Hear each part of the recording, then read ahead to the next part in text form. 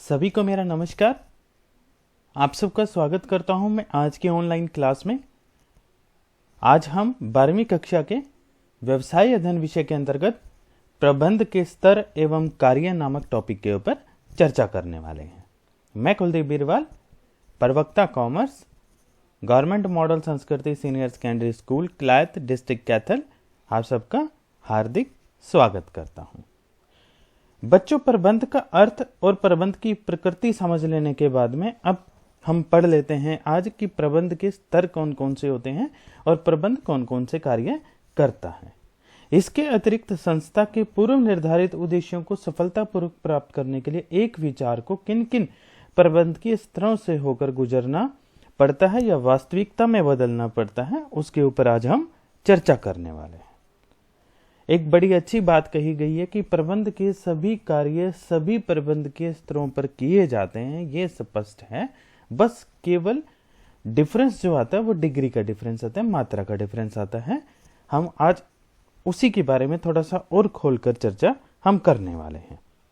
ये भी स्पष्ट किया गया है कि प्रबंध के स्तरों का कोई निश्चित संख्या नहीं होती, इनकी संख्या व्यवसाय की प्रकृति, जो हमने पढ़ चुके हैं, जो व्यवसाय के आकार द्वारा निर्धारित होती हैं।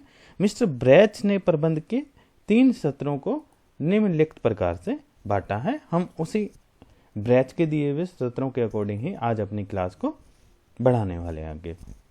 तो प्रबंध के 3 स्तर होते हैं। उच्च स्तरीय प्रबंध, फिर आ जाता है मध्य स्तरीय प्रबंध और लास्ट में हमारा आ जाता है निम्न स्तरीय प्रबंध। Top level management, middle level management और लोअर लेवल मैनेजमेंट। तो सबसे पहले उच्च स्तरीय प्रबंध की हम चर्चा करेंगे और धीरे धीरे अपने टॉपिक को आगे बढ़ाएंगे। Top level management. उच्च स्तरीय प्रबंध में संचालन मंडल, मुख्य कार्यकारी अधिकारी इत्यादि सम्मिलित किए जाते हैं। चेयरमैन हो गया, प्रबंध संचालक हो गया, मुख्य संचालक हो गया इत्यादि। मुख्य कार्यकारी अधिकारी केवल एक व्यक्ति भी हो सकता है और कुछ व्यक्ति भी हो सकते हैं, जो कुछ व्यक्तियों की समिति हो सकती है। मुख्य कार्यकारी अधिकारी को निम्नलिखित नामों से पुकारा जा सकता है, जैसे कि प्रबंध संचालक, managing director, general manager, president इत्यादि। उच्च स्तरीय प्रबंध के पास सभी प्रबंधकीय अधिकार होते हैं और इसी के आधार पर ही इस स्तर के अधिकारी व्यवसाय के स्वामियों तथा अंशधारियों के प्रति उत्तरदायी होते हैं। प्रबंध के स्तरों का आकार एक पिरामिड जैसा होता है। इससे यह जानकारी मिल जाती है कि जैसे जैसे उच्च स्तर से निचले स्तर की तरफ हम चलते हैं तो कर्मचारियों की संख्या भी बढ़ती चली जाती है। आपने ट्रायंगल देखा होगा, आपने त्रिभुज देखा होगा। जो त्रिभुज की ऊपर वाली जो चोंच होती है, आप उसको उच्च स्तरीय प्रबंध समझ लीजिए। ऊपर से भिड़ा होता है ट्रायंगल और नीचे आता आता जो है वो चौड़ा होता चला जाता है। ऊपर कम कर्मचारी, नीचे आते आते आते कर्मचारियों की संख्या बढ़ती चली जाती है। उच्च स्तरीय प्रबंध के अंतर्गत निम्नलिखित कार्य जो है वो सम्मिलित होते हैं। तो उच्च स्तरीय प्रबंध के कार्य चर्चा करते हैं। अब हम सबसे पहला पॉइंट, उद्देश्यों का निर्धारण करना। उच्च स्तरीय प्रबंध संस्था के उद्देश्यों को निर्धारित करते हैं, जैसे कंपनी की बिक्री को आगामी वर्ष में 1 करोड़ रुपए के पार ले जाना, 10 करोड़ रुपए के पार ले जाना, 100 करोड़ रुपए के पार ले जाना इत्यादि। इस प्रकार के उद्देश्य निर्धारित किए जाते हैं। फिर दूसरा आ जाता है नीतियों का निर्धारण करना, डिटरमाइनिंग पॉलिसीज। इस स्तर पर उद्देश्य प्राप्ति हेतु तो नीतियों का निर्धारण किया जाता है। उदाहरण के लिए कंपनी की बिक्री नीति क्या हो सकती है, केवल नकद बिक्री की जाएगी या कैश डिस्काउंट दिया जाएगा या ट्रेड डिस्काउंट दिया जाएगा। इस प्रकार की नीतियों का निर्धारण उच्च स्तरीय प्रबंध में ही किया जाता है। फिर क्रियाएं निर्धारित करना, डिटरमाइनिंग एक्टिविटीज। उद्देश्य प्राप्ति हेतु की जाने वाली विभिन्न क्रियाओं का निर्धारण किया जाता है। इसमें आ जाता है जैसे क्रय, विक्रय, विज्ञापन, उत्पादन, शोध इत्यादि सभी के सभी आ जाते हैं। फिर आ जाता है संसाधन जुटाना, असेंबलिंग रिसोर्सेज। उद्देश्य प्राप्ति हेतु आवश्यक विभिन्न संसाधनों की व्यवस्था की जाती है। पूंजी कहाँ से आएगी, माल कैसे आएगा, कहाँ से आएगा, स्थायी संपत्तियां इत्यादि की व्यवस्था जो है वो टॉप लेवल पर मैनेजमेंट में की जाती है। फिर आ जाता है हमारा 5वां पॉइंट, कार्य निष्पादन पर नियंत्रण करना। Controlling the work performance. इच्छित परिणाम प्राप्त करने हेतु कंपनी में हो रहे काम पर लगातार निगरानी रखी जाती है। निगरानी का आधार मध्य स्तरीय प्रबंधकों द्वारा भेजी गई सूची होती है। अभी हम पढ़ेंगे उसके बारे में, मध्य स्तरीय प्रबंध के बारे में। फिर उसके बाद आ जाता है बजटों का अनुमोदन करना, अप्रूविंग बजट, अप्रूव कर देना। विभिन्न प्रबंधकों द्वारा तैयार गए बजटों को अंतिम रूप दिया जाता है, अर्थात उनका अनुमोदन कर दिया जाता है। तो उच्च स्तरीय प्रबंध में कुछ जो हमने ये 5-6 जो पॉइंट पढ़े हैं, इस प्रकार के जो है वो कार्य जो है वो किए जाते हैं। उद्देश्यों का निर्धारण, नीतियों का निर्धारण, क्रियाओं का निर्धारण, संसाधन जुटा लेते हैं, पूंजी वगैरह कहाँ से आएगी, कार्य निष्पादन, जो वर्क परफॉर्मेंस जो आएगी उस पर कंट्रोल रखते हैं, क्योंकि अगर इस पर कंट्रोल नहीं रखा तो लागत बढ़ने के चांस होंगे और प्रोडक्ट की कॉस्ट जो है वो बढ़ जाएगी। और बजटों को भी इसमें पास किया जाता है। अब चर्चा कर लेते हैं मध्य स्तरीय प्रबंध के ऊपर। तो मध्य स्तरीय प्रबंध में क्या आ जाता है, उच्च स्तरीय निम्न स्तरीय प्रबंध के मध्य होता है ये। इसके अंतर्गत डिविजनल अध्यक्ष आ जाते हैं, विभागाध्यक्ष आ जाता है, जो विभिन्न प्रकार के विभाग बनाए गए हैं उनके अध्यक्ष आ जाएंगे, प्लांट सुपरिटेंडेंट या फिर ऑपरेशन कार्यात्मक प्रबंधकों इत्यादि को हम इसमें सम्मिलित कर लेते हैं। तो ये उच्च स्तर और निम्न स्तर के बीच में रहकर कार्य करता है। इसके कार्यों के ऊपर चर्चा कर लेते हैं। सबसे पहला, नीतियों की व्याख्या करना। इस स्तर पर उच्च स्तरीय प्रबंधकों द्वारा निर्धारित की गई नीतियां, हमने पिछले जो अभी उच्च स्तरीय पढ़ा था उसमें था नीतियों का निर्धारण करना, उनकी व्याख्या इसमें कर लेते हैं हम। जैसे कि विपणन प्रबंधक जो मार्केटिंग मैनेजर होगा अपने सेल्समैन को कंपनी की बिक्री नीतियों से अवगत करवा देगा कि किस कीमत पर किसी भी कीमत पर उधार बिक्री नहीं की जाएगी या इतने प्रतिशत हम करेंगे वगैरह, जैसी भी नीति बनाई गई होगी वो पूरा का पूरा उसको समझा देगा। फिर संगठनात्मक ढांचा तैयार कर लेना। मध्य स्तर पर प्रत्येक प्रबंधक कंपनी के उद्देश्यों के संदर्भ में अपने अपने विभाग को ढांचात्मक रूप से तैयार कर लेता है। जैसे कहें तो विपणन विभाग यह निर्धारित करेगा कि बिक्री केवल दिल्ली में ही की जाएगी, पूरी दिल्ली को 4 जोनों में बांट लिया जाए, हर जोन में 4 बिक्री अधिकारी सेल्स एग्जीक्यूटिव काम करेंगे, 1 बिक्री अधिकारी के नीचे 10 बिक्री प्रतिनिधित्व सेल्स रिप्रेजेंटेटिव होंगे इत्यादि। इस प्रकार का एक ढांचा सा तैयार कर लेते हैं।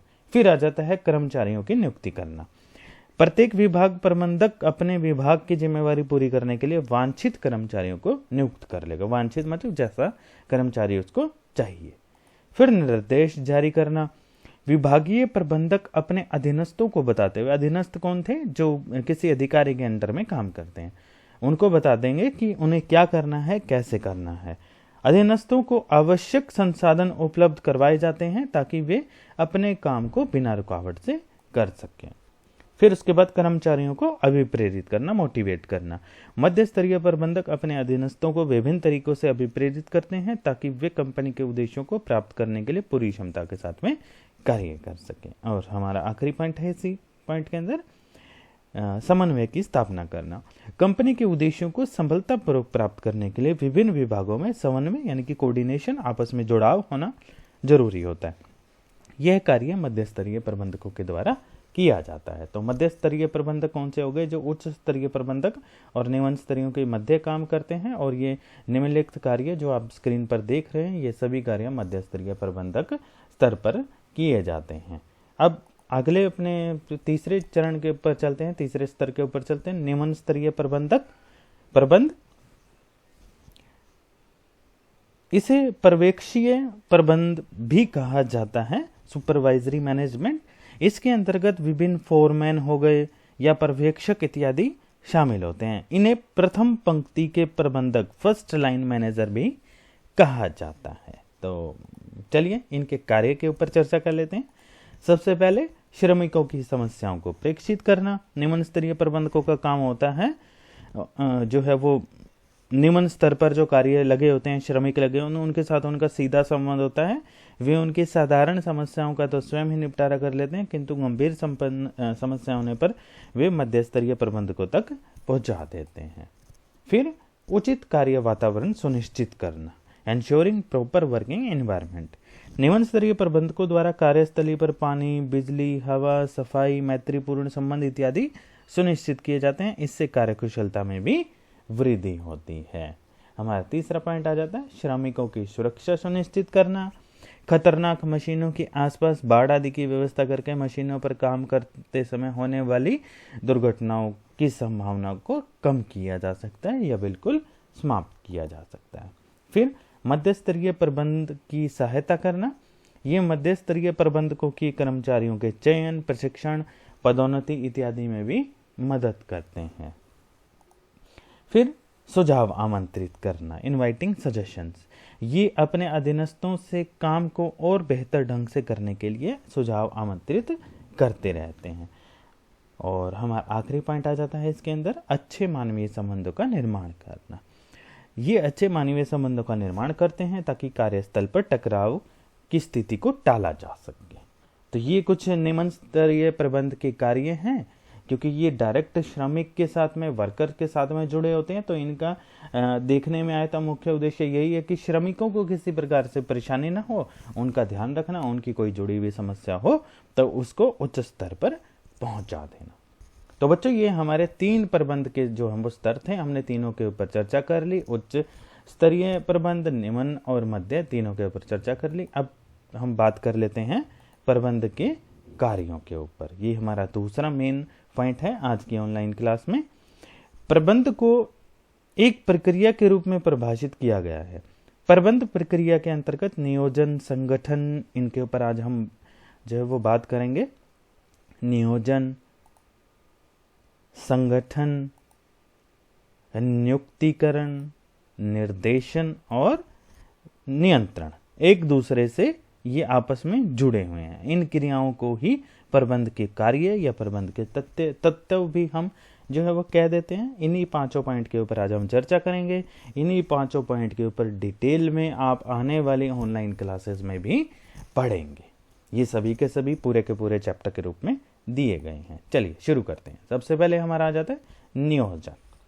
निर्धारित परिणाम प्राप्त करने के लिए भावी कार्यक्रम की रूपरेखा तैयार करना नियोजन कहता है, योजना बनाना कहता है, प्लानिंग कहता है। निर्धारित परिणाम मतलब जो पहले से ही उद्देश्य निर्धारित किए गए हैं, उनको कैसे प्राप्त किया जाएगा उसकी एक रूपरेखा सी तैयार कर लेना जो है वो नियोजन कहलाता है। या कह सकते हैं कुछ करने से पहले सोचना भी नियोजन कहलाता है। नियोजन के अंतर्गत यह निश्चित कर लिया जाता है कि क्या करना है, कैसे करना है, कब करना है, what to do, how to do, when to do, who is to do, मतलब किस व्यक्ति के द्वारा किया जाना है। यदि कार्य प्रारंभ करने से पूर्व इन सभी बातों पर गहन विचार न किए जाए तो व्यवसाय के उद्देश्यों को प्राप्त नहीं किया जा सकता।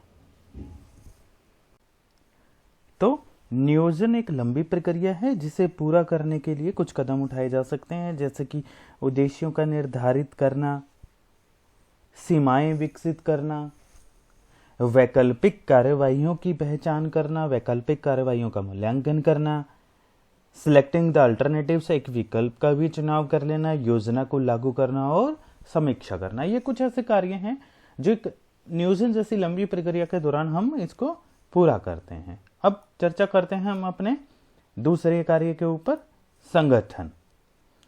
तो क्या होता है संगठन? आगे वैसे हम इन सभी के ऊपर डिटेल में चर्चा करेंगे। आने वाले ये पूरे के पूरे चैप्टर हैं, फिर भी समझने के लिए सामूहिक उद्देश्यों की प्राप्ति हेतु विभिन्न अंगों में मैत्रीपूर्ण समायोजन करना जो है वो हमारा संगठन कहलाता है। प्रबंध के प्रथम कार्य नियोजन को कार्य रूप देने के लिए, कार्य भूमिकाओं के लिए एक ढांचा बनाना पड़ता है और कायम रखना जरूरी होता है। कार्य भूमिकाओं के इस ढांचे को तैयार करना ही संगठन कहलाता है। मतलब जो नियोजन हमने, जो प्लानिंग हमने कर ली, अब उसको पूर्ण करने की अब जब वो तैयारियां शुरू करती हैं, हमने उसको धरातल पर करना शुरू कर दिया। नियोजन तो एक विचार को लिख देना मात्र ही होता है, लेकिन उस विचार को वास्तविकता में बदलने के लिए मानव समूह की आवश्यकता होती है तथा मानव समूह को एक व्यवस्था में बांधने के लिए संगठन की आवश्यकता होती है। इसके अंतर्गत संपूर्ण कार्य को विभिन्न छोटे छोटे कार्यों में बांटना, इन कार्यों को विशेष पदों में जोड़ना, जिससे यह स्पष्ट हो जाए कि एक विशेष क्रिया का निष्पादन किस पद को करना है, किसको वो कार्य पूर्ण करना है। विभिन्न पदों पर एक विभाग के रूप में एकीकृत करना, उनको इकट्ठा भी करना है। विभिन्न पदों पर नियुक्ति करने वाले कर्मचारियों के अधिकार और दायित्वों का स्पष्ट कर देना। विभिन्न पदों के मध्य संबंधों को भी स्पष्ट रूप से व्याख्यात करना जो है वो सम्मिलित होता है, जैसे कि कार्य का विभाजन, पहचान करना, विभागीकरण करना, कार्य को सौंपना और सूचनाएं प्रेषित करने के संबंध में स्थापित करना। ये कुछ संगठन के जो है वो कार्य होते हैं। हमारा तीसरा जो है वो प्रबंध का कार्य है नियुक्तिकरण। इनका जो है वो सीक्वेंस जो है वो इसी प्रकार से चलता है। प्लानिंग के बाद संगठन, संगठन के बाद नियुक्तिकरण, तो नियुक्तिकरण के बाद निर्देशन आ जाता है हमारा, और निर्देशन के सबसे लास्ट में आ जाता है नियंत्रण। तो ये इसका सीक्वेंस यही है, इसी प्रकार से इसको याद किया जाता है और ये परफॉर्म भी इसी प्रकार से होता है। अब नियुक्तिकरण का अर्थ क्या है? पदों को लोगों से भरना है। पद का मतलब वो पोस्ट, जैसे कि डायरेक्टर हो गया, सुपरवाइजर हो गया, फील्ड सुपरवाइजर हो गया, क्लर्क हो गया, इस प्रकार के इनको पद बोलते हैं। पदों को लोगों से भरना और उन्हें भरे ही रहने देना। नियोजन द्वारा विचारों को लिखित रूप दिया जाता है। संगठन इन विचारों को वास्तविकता में बदलने हेतु विभिन्न पदों का स्वरूप तैयार करता है तथा नियुक्तिकरण के अंतर्गत इन पदों को व्यक्तियों से भरा जाता है ताकि कार्य का निष्पादन किया जा सके। इस प्रकार स्टाफिंग प्रक्रिया द्वारा संगठन के सभी स्तरों पर उपयुक्त, योग्य एवं शिक्षित अधिकारी एवं कर्मचारी उपलब्ध करवाए जाते हैं।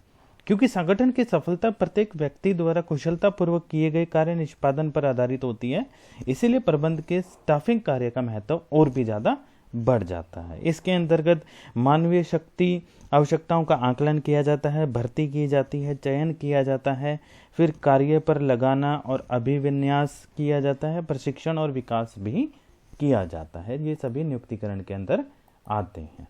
फिर हमारा अगला कार्य आ जाता है निर्देशन। संगठन में मानव संसाधन को निर्देश देना, उनका मार्गदर्शन करना, संदेश वहन करना व उन्हें अभिप्रेरित करना निर्देशन के अंतर्गत ही आता है। इसके अंदर मुख्य रूप से जो है वो 4 जो है वो हम क्रियाएं सम्मिलित कर लेते हैं, जिसमें आ जाता है हमारा पर्यवेक्षण। पर्यवेक्षण क्या होता है? अधीनस्थों के प्रतिदिन के कार्य की प्रगति की देखभाल करने व उनका मार्गदर्शन करने से होता है। पर्यवेक्षण, सुपरविजन जिसको हम बोलते हैं अंग्रेजी में, प्रबंध के निर्देशन कार्य का एक महत्वपूर्ण तत्व है। पर्यवेक्षण में एक महत्वपूर्ण बात यह है कि वह अधिकारी व अधीनस्थ में आमने सामने होता है। फिर दूसरा आ जाता है हमारा संदेश वाहन, कम्युनिकेशन। इसका अभिप्राय तथ्यों, विचारों, भावनाओं आदि को एक व्यक्ति से दूसरे व्यक्ति तक हस्तांतरित करने व समझने की कला को हम कहते हैं। एक प्रबंधक को अपने अधीनस्थ कर्मचारियों को लगातार यह बताना पड़ता है कि उन्हें क्या करना है, कैसे करना है, कब करना है। वहीं दूसरी ओर उनकी प्रतिक्रियाओं को भी जानना बहुत जरूरी होता है। यह सब करने के लिए प्रभावी संचार व्यवस्था का विकास करना बहुत आवश्यक होता है। संदेश वाहन आपसी समझ को बढ़ाकर सहयोग की भावना पैदा करता है, जिससे संगठन में समन्वय का वातावरण बन जाता है। फिर हमारा इसके अंदर जो है वो चौथी क्रिया हमारी आ जाती है नेतृत्व। इसका अभिप्राय दूसरों को इस ढंग से प्रभावित करने से है ताकि वे वही करें जो नेता चाहे।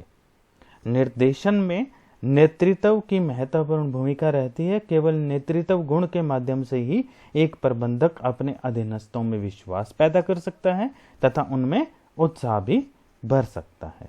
और हमारा चौथा आ जाता है अभिप्रेरणा।